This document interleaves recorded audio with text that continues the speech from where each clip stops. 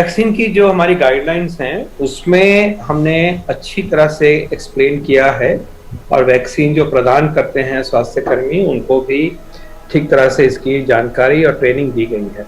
In short, हमें ये ख्याल रखना है कि अगर किसी व्यक्ति को एक सिग्निफिकेंट एलर्जी की कोई प्रॉब्लम है कि पहले कोई एलर्जी का अटैक हो गया, बहुत कोई पीछे कोई टीका लिया पास्ट में तो उसकी वजह से उसके बाद में वो उनको सीरियस इशू हुआ, सिग्निफिकेंट इशू हुआ, उसमें हम ये कहेंगे कि डॉक्टरी परामर्श के बाद ही वैक्सीन को लिया जाए। लेकिन जो आमतौर पे एक जनरल बात होती है कि जी जुकाम हो जाता है, मुझे मौसम में थोड़ी एलर्जी हो जाती है, उसकी वजह से खांसी थोड़ा हो जाता है या कहीं स्किन पे आ जाती है, खुजली हो जाती है, कुछ हो जाती है, ऐसी सिचुएशन में बिल्कुल आपको भ्रमित नहीं होना है। जो अच्छा शब्द आपने इस्तेमाल किया है, बिल्कुल अपने मन को कंफ्यूज नहीं करिएगा, आप वैक्सीन लीजिए और ये वैक्सीन बिल्कुल सेफ है।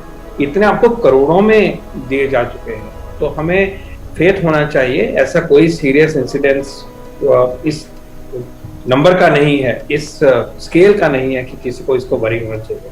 शॉर्ट आंसर है कि ऐसी कोई सिग्निफिकेंट प्रॉब्लम है कि आप कोई चीज खाते हो उसकी वजह से बहुत एक समस्या होती है, सांस की होती है, आपका मुश्किल हो जाती है आपको खाने पीने की, सांस लेने की, उस तरह की व्यवस्था में हम मान सकते हैं।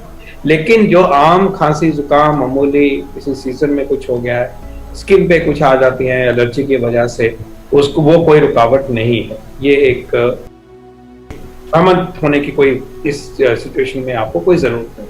पहली चीज तो यही है कि जिन लोगों को एलर्जी है, और एलर्जी मान लो चमड़ी की एलर्जी है या एलर्जिक राइनाइटिस है, जुकाम नजला छींकें ज्यादा आ रही हैं या दमे की शिकायत है, इन लोगों को बिल्कुल घबराना नहीं चाहिए। अपनी दवाई रेगुलरली लें, दवाई ना छोड़ें। कई लोग ये सोचते हैं कि टीका लगाने जा रहे हैं इसलिए हम अपनी दवाइयां सब बंद कर देते हैं 1-2 दिन के लिए।